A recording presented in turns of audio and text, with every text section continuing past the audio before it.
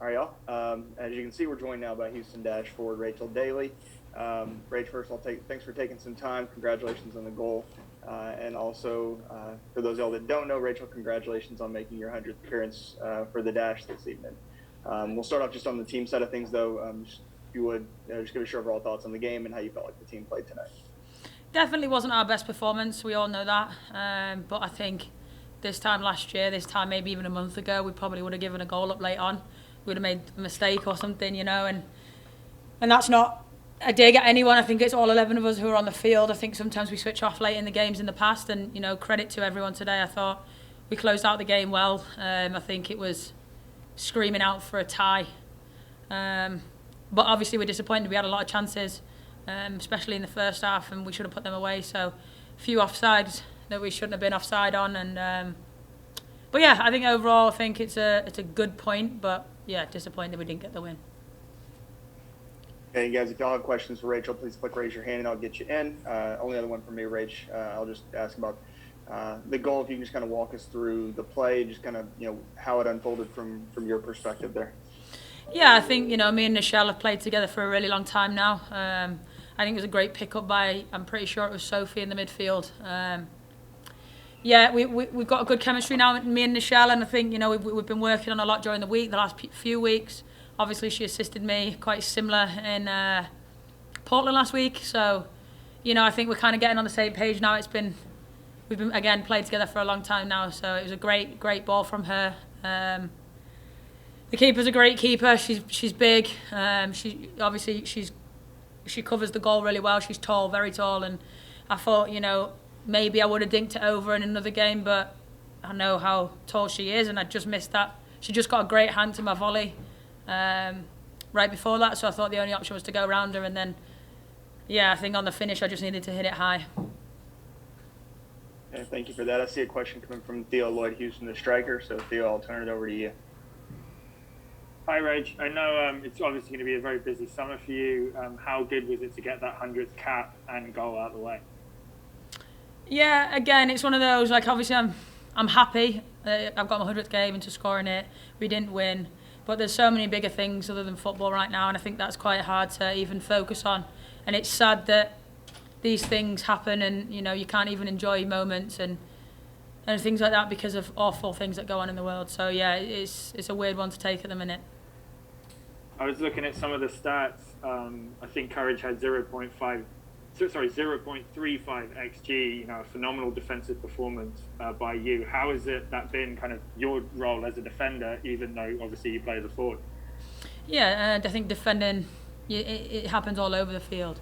It's the first form of attack as well, and I think if me and Nichelle or whoever else is up front, if it gets past us, we're screwing everyone else behind us, and we've made that a big point over the last few weeks that we need to get better up front at defending from the front in order to help the midfield and the back four, back three, back five, whoever it may be.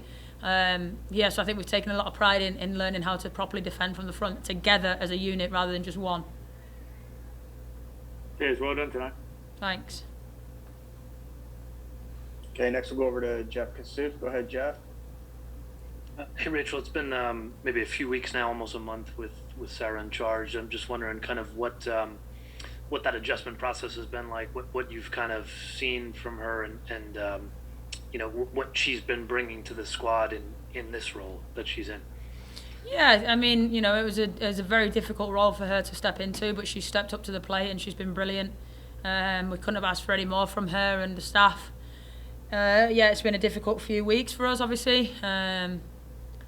But Sarah's been brilliant. She's worked alongside myself, Jane and Katie in the leadership, and I think that's been important for us and for her to get that balance right, giving our opinion, giving her opinion, not say for football stuff, but just off the field stuff and things that the girls might need. But so credit to them, they've been brilliant, the staff. But I think also credit to the players. It's been a difficult time for us all, and the transition that we've made is not an easy one. And to step up every day and just adjust has been phenomenal. So credit to everyone, the whole staff, the whole team.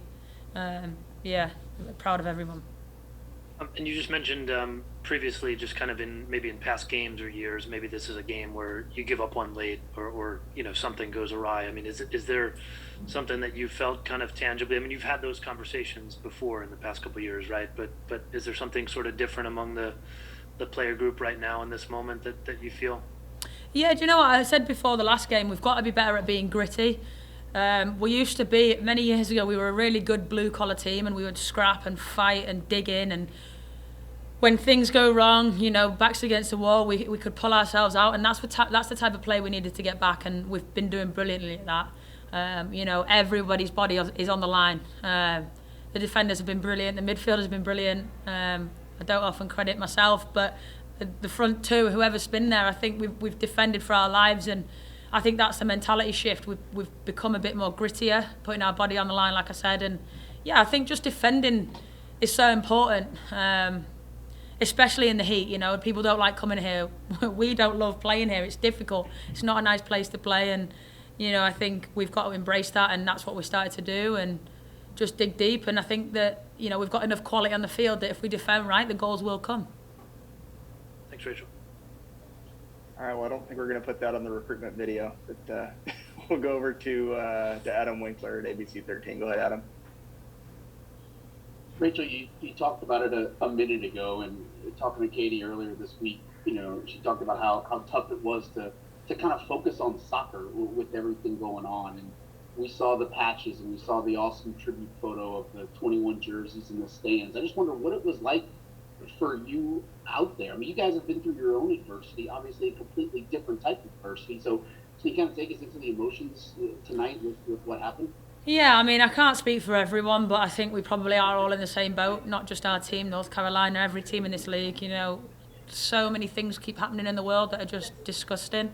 And football becomes such a secondary thing. I think we play to try and bring light to situations for people and an outlet.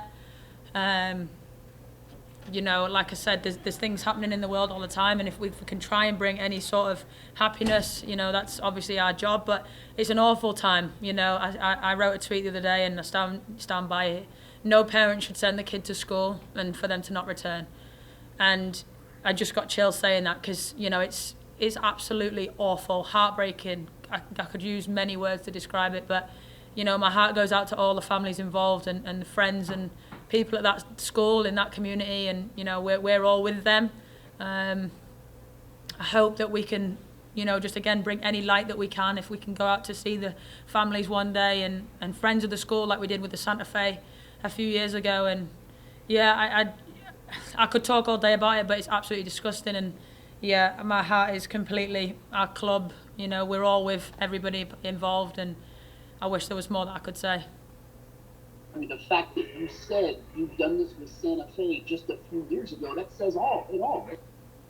Yeah, and that was awful. As a team, we went to the school and spoke to the students, and to see the way that, that their lives have changed and how different it is for them now. And you don't get over things like that, nor should you ever. It's such a horrible, horrible, horrible thing. And it shouldn't happen, and it's scary. It's petrifying. It's one thing that, I've devoted myself a lot to this country, but I can't even fathom raising a family in this country when things like this happen.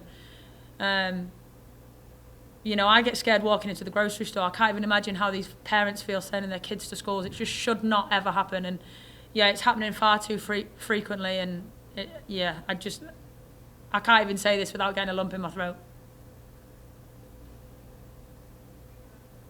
Right. I think that's a good place to leave it, Rachel. I think that's very well said. Thanks for taking some time with us again, and have a good rest of the evening. Cool. Thank you, guys.